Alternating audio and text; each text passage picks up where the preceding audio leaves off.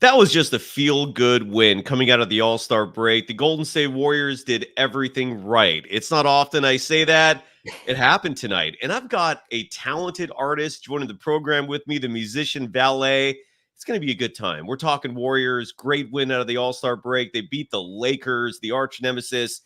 We're breaking it all down next. This is Locked On Warriors. You are Locked On Warriors, your daily Golden State Warriors podcast. Part of the Locked On Podcast Network, your team every day.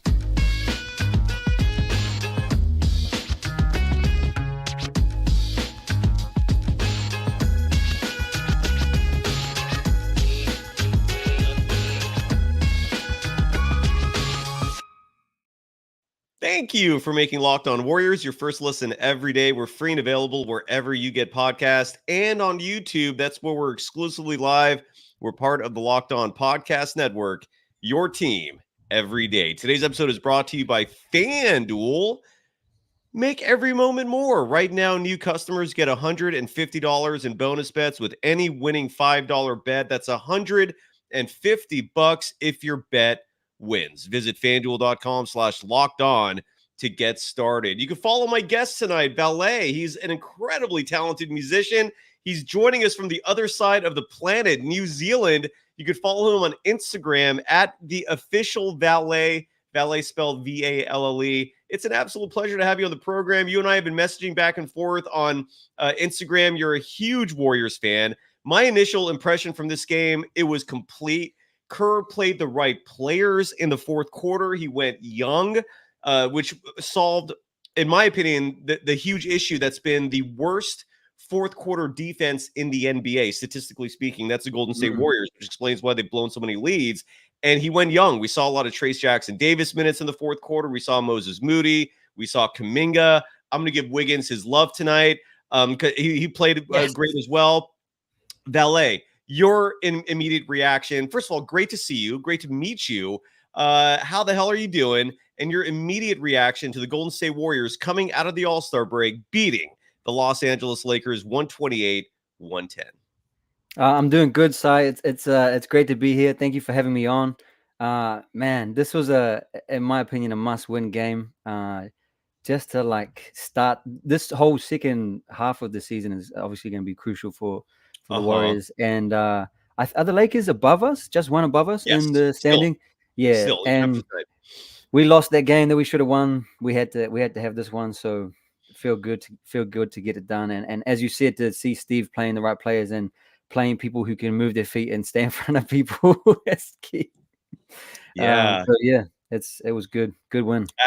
Absolutely. And again, we're talking about the Warriors literally entering this game have the worst fourth quarter defensive rating in the NBA. You know, we've all seen time, especially if you watch every one of these games, you know, we've all, if you have an emotional attachment to this team, have suffered tremendously with these excruciating losses. But I felt like Steve Kerr pressed all the right buttons. A little shocking, honestly. And in the fourth quarter, again, the Moses Moody minutes were huge. The Trayce Jackson-Davis minutes, we saw him throughout this game. Trayce Jackson-Davis in this game got a total, if I have my box score right here, played 15 minutes. That's like double what he normally gets if he plays at all. Moses Moody played 20 minutes tonight. Let's start with Moses Moody. You love him. I love him as well. He's a player that you and I, before we started recording, shared the sentiment that you can't rely on the box score to properly judge Moses Moody. His impact is felt everywhere. And I do think the numbers, the statistics will eventually start coming if you give him consistent minutes. But in 20 minutes tonight, 4 points. He was a positive in the net rating of +5. He was solid on the rebounding side, grabbed 6 boards, including this huge clutch offensive rebound in the fourth quarter that where he fed Kuminga for the slam. And the game was really over after that. Your thoughts on Moses Moody, man? I loved seeing him, man. Your thoughts? Well, the crazy thing is I think as Warriors fans, we fell in love with that dude because he had an amazing jump shot, and his attitude, his approach, his maturity, all of that. We're like, okay, this guy checks all of those boxes. And he was probably our best three-point shooter outside of Steph last year. Hence why he got minutes in the playoffs when other players didn't get minutes. And then when the shot kind of wanes, now you're seeing like he's able to impact the game with his athleticism. Where I think he's a real underrated athlete. Like this guy had a drive to the basket. I don't know who was guarding him. Bounced off his body, dunk. When I was like, there was no space for him to gather a step to elevate, but he just elevate. And I'm like, man, he's got the outside shot, which isn't falling at the same clip that it was, but it'll come as he gets more time. I mean, the guy is hardly playing, unfortunately. Hopefully that changes. But yeah, just the ability to put the ball on the floor, attack closeouts, and then obviously the defense. This guy's fighting for everything. You got to love it, man. You got to love it. Absolutely. And I did personally love it. I love this kid. I'm just really happy. I almost feel like Steve Kerr did some research during the All-Star break, kind of took a look at the roster and realized, oh, wait, I'm not playing Moody that much. I'm not playing Trayce Jackson-Davis that much. Trayce Jackson-Davis, I thought was phenomenal. I'm really happy we saw him get the minutes tonight. Again, he played 15 minutes, which is well above his average. He's been getting a lot of DNPs this year. When we do see him, we'll see him for like 7-8 minutes, maybe 9 at the most. But tonight, 15 minutes. He was 8 of 10 from the field, finished the game with 17 points to go with 5 rebounds, 4 of those offensive. He was a menace. And I've been advocating for Trayce Jr. on this show for months. I feel like he's deserved. He can make a positive impact. And we saw that tonight, especially against this Lakers team that drives me insane. To me, if the Warriors are going to make some noise, they got to get over this Lakers hump. What was your thoughts on Trayce Jackson-Davis tonight, man? Because I absolutely love the performance. He was amazing. I have one sort of resounding critique that I've been thinking about him as to why. Because you got to ask the question, why is this guy not on the floor? Because especially in the backup center, with Looney kind of basically being out of the rotation. Dario's really struggled. I'm like, okay, this guy has to get minutes. Like, he's youthful, he's bouncy. As you say, he's a menace. Like, he's got to be out there. Why is he not out there? And so I was watching the way he guards pick and roll, and I feel like he's getting caught in no man's land a little bit too much. And as in, when the ball handler's coming around the screen, he's kind of offering a little bit too much help, but not enough help to be committed to the ball handler. And then the guy's getting downhill, as you saw. What's their bouncy center, the backup center for Jackson Hayes?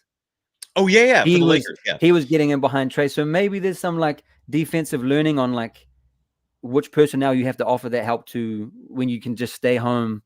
And as he figures that out, I'm sure like you can't not play him. Like, as you say, amazing at finishing. He fills a space that we need. The team just actually needs it. So surely more minutes on the horizon. But yeah, hopefully he learns those kinks. You know, like sometimes a ball handler would come down in a weird spot where you're like, okay, he's not clearly pulling up in this spot, and then he gets out to him, and then there's a dump off, and then a dunk behind him, and I'm like, you know what I mean? And so, but you figure that out, you know, and it's hard. He's got big shoes to fill. You're watching Draymond, who's like the expert, like the perfect player at reading those situations, and so, I mean, yeah, tough shoes to fill, but yeah, he's doing great. First year, love it.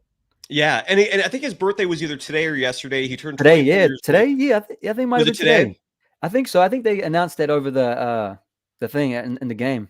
Maybe. Yeah, let me look it up right here. And again, he's not young for a rookie. He turns 24 years old. Yeah, today. Happy 24th birthday, Trayce Jr. And I say junior. Pinoy reformat in the chat says Trayce Jackson-Davis is not a junior. That's Klay Thompson's nickname for him, is Trayce Jr. So that's what we call him that. But yeah, he's not a junior. Dale Davis's son. You know, we're gonna be back in a moment. But interesting stat, Valle. I don't know if you knew this, and I didn't know it was a record. But the Warriors are tied for the NBA record. It's just a random funny anecdote. For the most players on a roster whose parents played in the NBA. The Warriors have tied that mark, I believe, with 5 players. Gary Payton II, who wasn't there tonight. That was a late scratch, I think, because of illness. So we all know who his dad is, Gary Payton.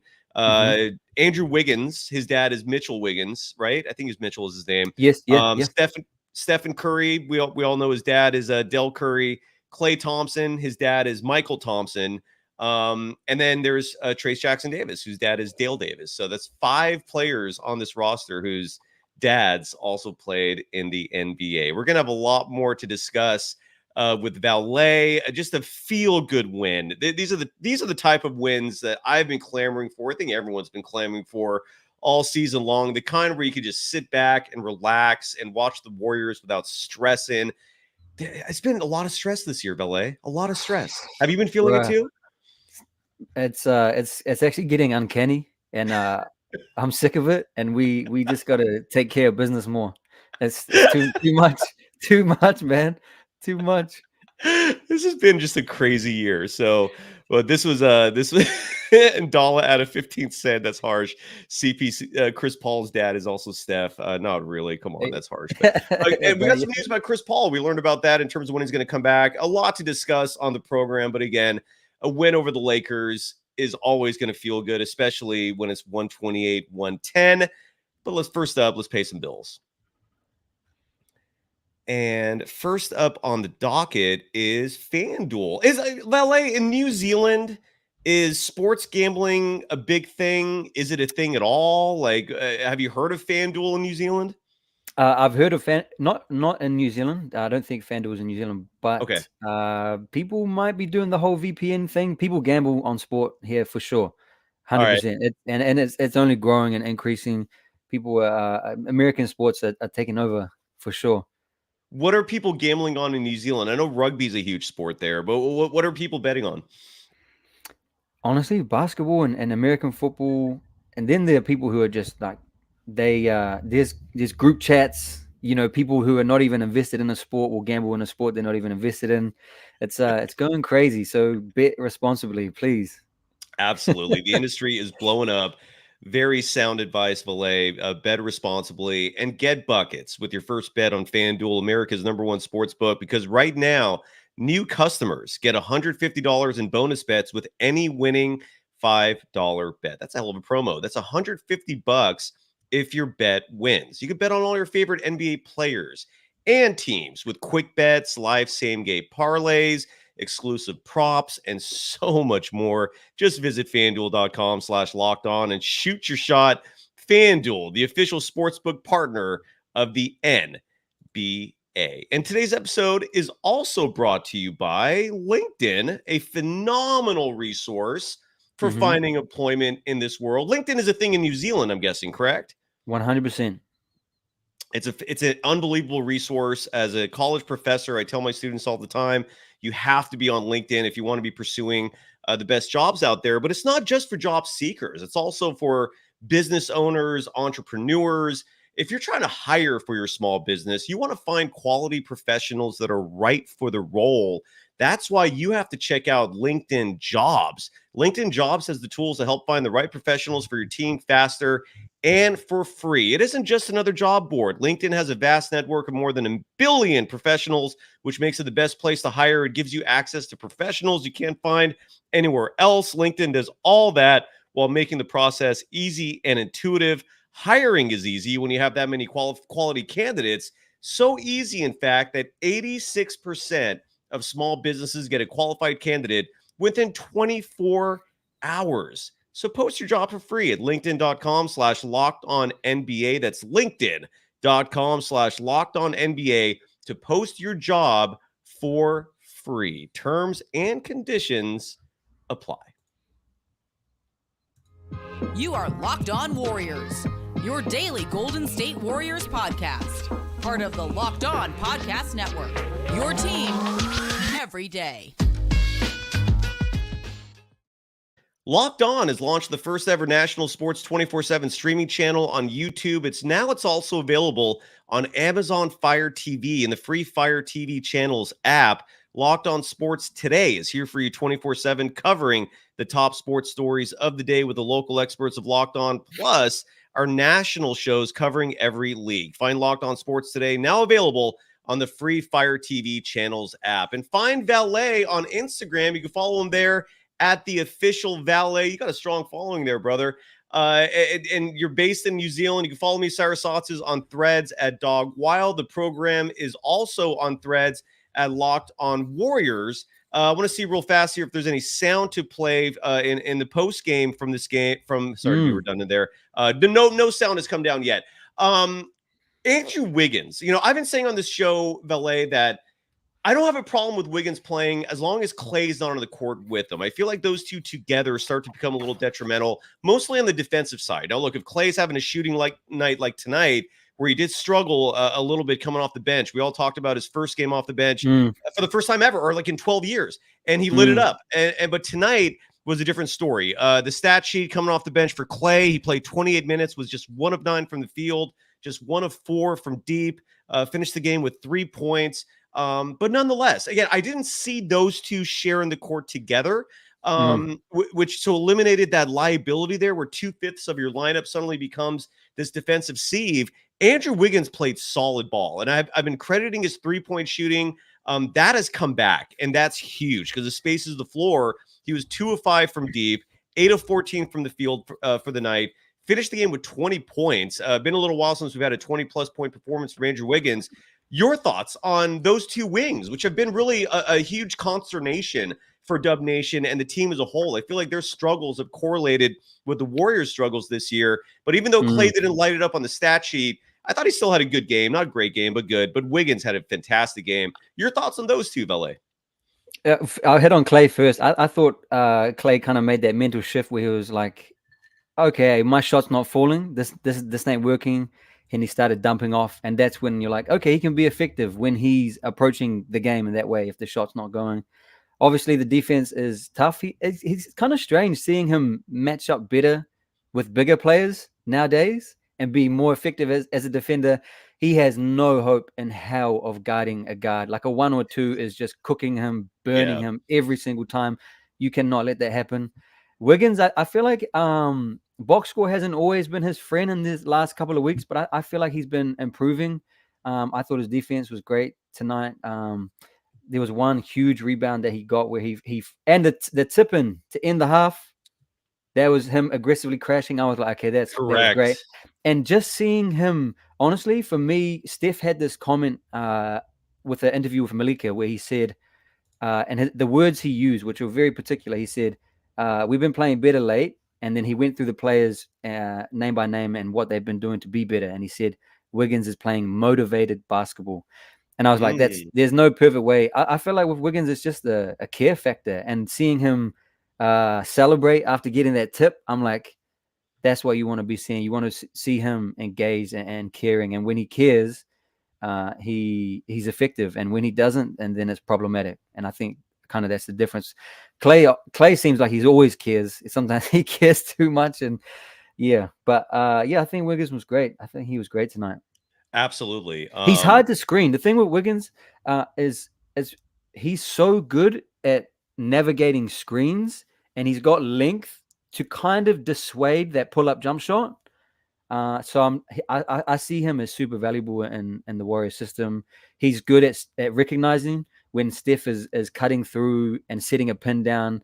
You see when even BP is struggling, even as smart as he is, you always see Dre at the top of the key being like, cut in, like Steph is coming. And then BP's like, oh, there he is. Okay. Wiggins kind of is a step ahead of BP in that. And he already knows, Steph's coming. And obviously that's just, playing with the Warriors for longer. He sees the patterns. Yeah. So I think things can look better. And I don't think Clay's going to always shoot this bad off the bench. So. Yeah, it was a rough shooting night, but again, he played good defense. He seemed to be at the right place at the right time most of the night, but just the shot was not falling. And and just to clarify, folks like Red Black, who say no, it ain't been a while since Wiggins had a 20-point game. This was just a second 20-point game in February. So sorry if sometimes the facts aren't what you want to hear, but regardless, he had a good game tonight. I'm giving him his love, giving him his due. When we come back, I want to talk about that fourth quarter, because again, what stuck out to me in this game more than anything else, we haven't even mentioned Stephen Curry, by the way. I mean, bro, amazing. We went almost 20 minutes and no utterance of Steph. So we'll talk about Steph because he was clearly the player of the night.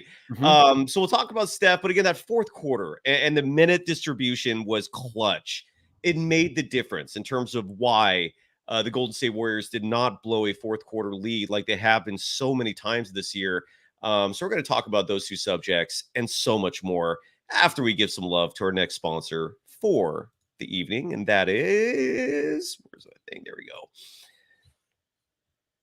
eBay Motors. And how is the car scene in New Zealand, Valle? Is everyone a driver there? Is it more like Europe, where public transportation dominates the scene. How do people get around in New Zealand?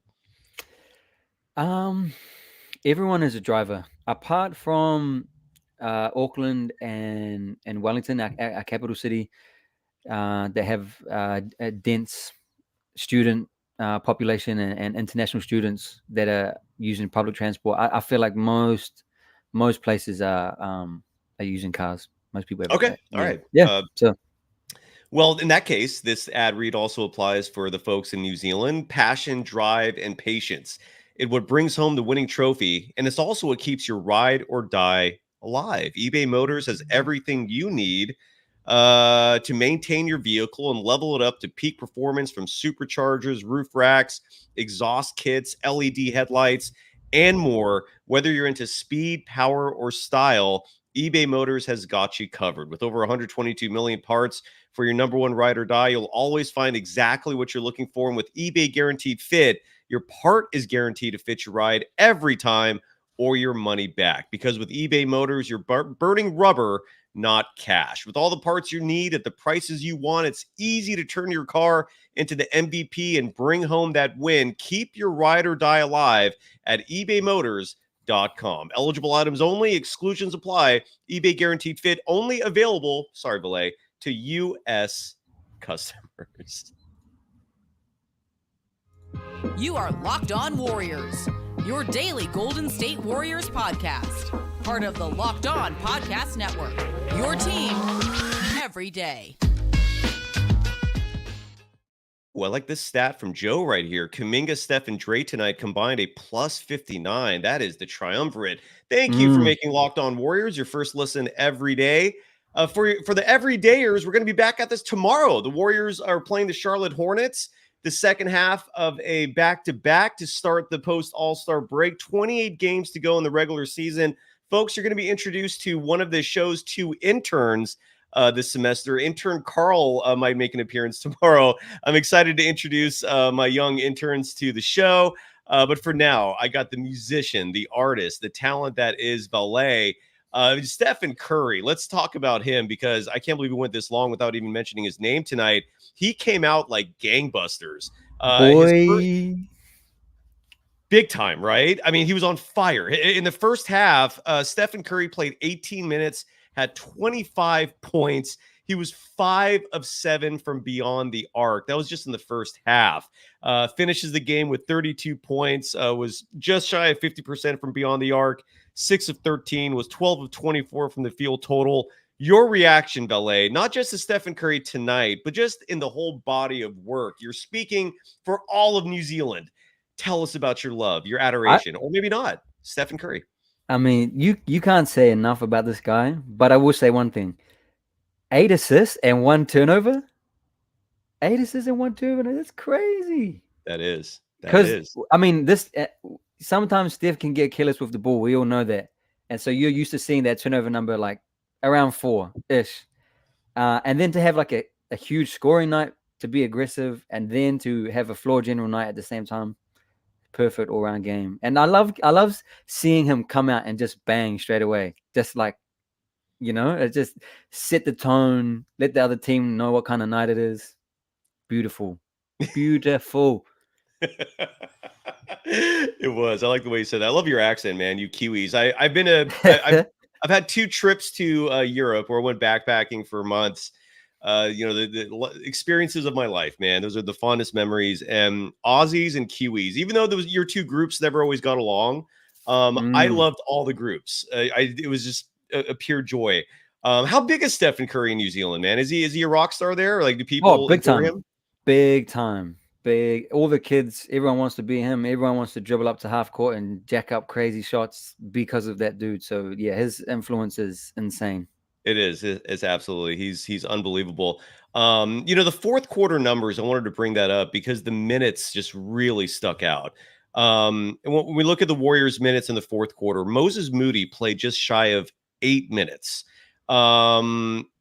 Clay played 8 minutes. And I think that's where a lot of people are highlighting that he didn't have a bad game despite the shooting, because that was a great fourth quarter. And I thought he showed up defensively.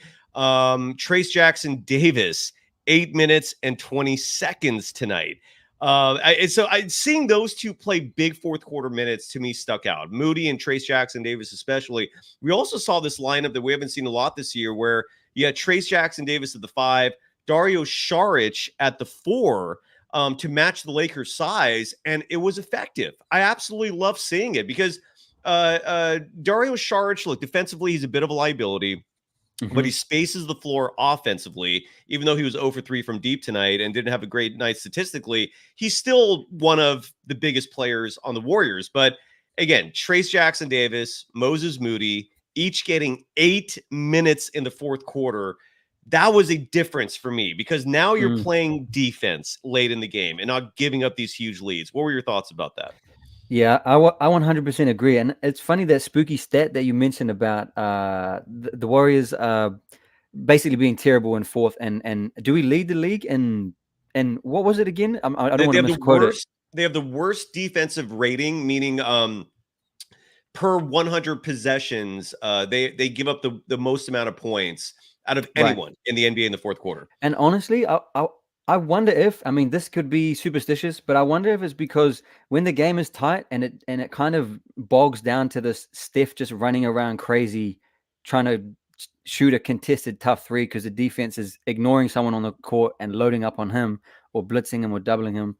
And they teach you this when you're growing up playing basketball, that you want to have everyone involved. It'd be an equal opportunity, because if people are engaged offensively, they're going to defend better. And so maybe a whole 10 minutes of Steph doing cardio and shooting fadeaway corner 3s is not the best recipe for an engaged 5-man unit to move their feet, box out, rebound. I mean, it sounds like an oversimplification. There's probably a lot of other things that, like personnel, that go into it. But like you see other teams like OKC, for example, where it's like it could be anyone's night. Anyone could be finishing the play.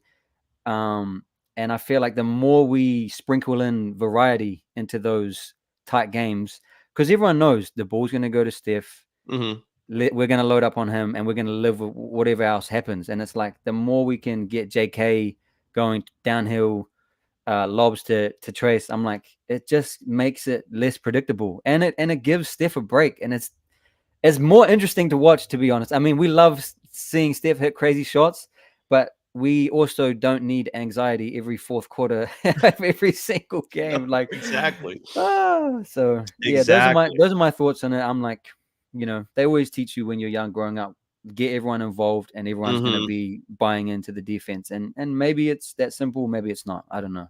I think it is that simple. It sounds very cliche, but it's a team sport, and if one person is dominating the action, it's more times than not going to work. Sorry to sound redundant there, but no, I'm totally with you. And let me ask you this: Chris Haynes, who is the courtside reporter for tonight's game, at least on TNT, and I always watch the national broadcast when those present themselves just to get a different perspective. I absolutely love Fitz. I know he's sometimes Bob Fitzgerald. I know sometimes he can be a little polarizing as a broadcaster. I go way back with Fitz. I love him. I think Kalena Azubuike is also doing a fantastic job. But again, when the national broadcast is here, I tune to that just to hear what the national media is saying. Before I get to this point I was about to make, by the way, in New Zealand, how are you watching games? Are you watching the local League Pass? So sometimes I'll switch between streams. I'll go in arena show or whatever I'm feeling at the time. But yeah, League Pass is the way that I access the games. And so when you're watching League Pass, you are familiar with Bob Fitzgerald and Kalena Azubuike then, correct? The Warriors broadcasters?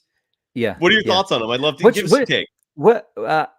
Kalena is like always positive and kind of just cheerful and is always looking for a way to add positivity into the discussion. I'm trying to, for some reason, I've lost Bob's voice in my head. If there's anything that you can throw out to me to help me get that recognition back. What is he? What's a line that he says, or what is his commentary like? Well, Fitz had a recent call where he was like, "Come on, come on!" I think he was screaming that. I don't know if he has a signature line. If he does, I can't think of it right now. I'm sorry, but But is he always on with Kalena? Yes, correct. Is it always those two? Okay. And yes, I don't correct. know why. I don't know why I'm sorry there. I don't know why I've lost his contributions. They're just gone missing in the It's all good. It's all good. But going back to the broadcast, Chris Haynes had a report tonight. It was breaking news. He said his sources told him that the Warriors' upcoming road trip, they're going to have a 4-game road trip. And sorry, I always look at my phone every time I go to the schedule. I have it on as a wallpaper on my phone. They're going to have a road trip starting next week. So the schedule upcoming for the Warriors, they play the Hornets tomorrow night. They play the Denver Nuggets. That's a big game on Sunday at home. And then they start a 4-game road trip where they play the Wizards, the Knicks, the Raptors, and they finish up that trip against the Celtics. That's going to be a hell of a game. Chris Haynes said that Chris Paul is expected to come back during that trip. I have 2 questions for you, Valle, as we wrap it up. I hope these aren't too difficult of questions. Do you think that Gary Payton II's absence was a positive? I know that's a weird question to ask, but I feel like Gary Payton II is the reason why we're not seeing Moses Moody a lot. And what are your thoughts about Chris Paul coming back? Because look, he's a Hall of Famer, but that's someone else's minutes that's going to be diminished. Maybe it might be Lester Quinones, in which case I think that's going to have a minimal impact. But regardless, what are your thoughts on Gary Payton II not playing tonight and Chris Paul coming back reportedly on the team's next road trip? I couldn't disagree more with the Gary Payton call. Okay. I honestly think I think next to Draymond, he plays with Steph better than any player I've ever seen. His understanding of the system, the way he sets screens, the way he identifies when to cut, and his energy. I don't think Warriors have ever had an on-ball defender as good as him. Maybe he's the best on-ball defender Warriors have ever had. So I'm like, you got to have that guy put in on some minutes. Obviously, there's certain matchups where that might favor him, and it's also dependent on whether he's hitting those wide open corner threes. Yeah, has an influence on how impactful he is. I get what you're saying about the Moses Moody, him cutting into his minutes. I feel that's like the Gary Payton. thing I was saying about Gary Payton. Like, I don't think he's a detriment to the team at all. But for sure. I think he's the reason why Moody's not getting minutes sometimes.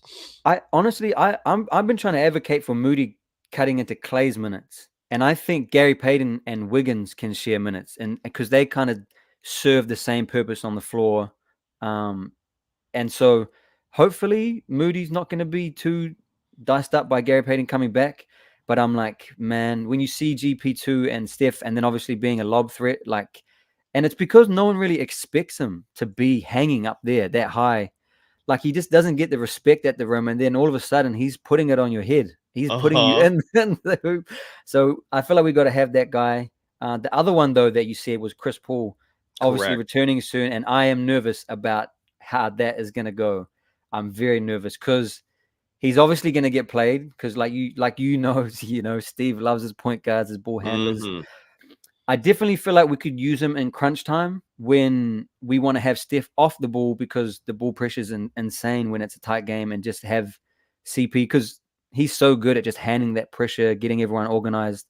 I want to see him in those minutes, but I don't want to. I'm loving Lester because Lester, in my opinion, is a much better defender at the moment, and a better 3-point shooter. He's got more in his bag in terms of getting downhill. He's got that Euro step. He's got, tricks in the bag where Chris Paul doesn't really have that. And so I don't know if Steve can find a way to be creative with the minutes and put them in places where they can thrive. Hopefully it'll be fine.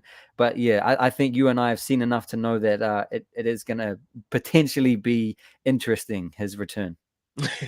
So that's a good Let's put it that way. A good choice of word. Well, we'll be this show will be back tomorrow. Valle, I think the audience loved you. You definitely sound like someone who knows what the hell they're talking about. Let's get you back on the show, man, if you're interested. I loved your contributions. Man, I'd love to. I'm watching the show every time, man, and I appreciate you just giving some comfort to us Warrior fans who have been going through hell this year. Someone just to who understands the struggle. Absolutely. And again, look, the Lakers were missing, I think, the 2 biggest thorns in the Warriors side every time they play: LeBron and Jared Vanderbilt, who's grossly underrated, but he always eats up the Warriors. Oh man, regardless, Vanderbilt, they won. That's all that matters, and we're going to be positive here. And Joe, you put it eloquently. 1-0, 28 games to go post All-Star. Valle, thank you so much, man. That is a fantastic appearance by you. For the people in the chat who are upset about Kuminga's minutes, I feel ya. We'll save that negativity for another day. Today, this was a Warriors win. It was a beautiful win at that. Valle, you were fantastic. Follow him on Instagram at the official Valle. Valle is how you spell your name. Thank you, Valle. Thank you, everyone. I'm joining Larry Kruger right now. Go follow me there. Bye-bye. Say bye-bye real fast, Valle. Later.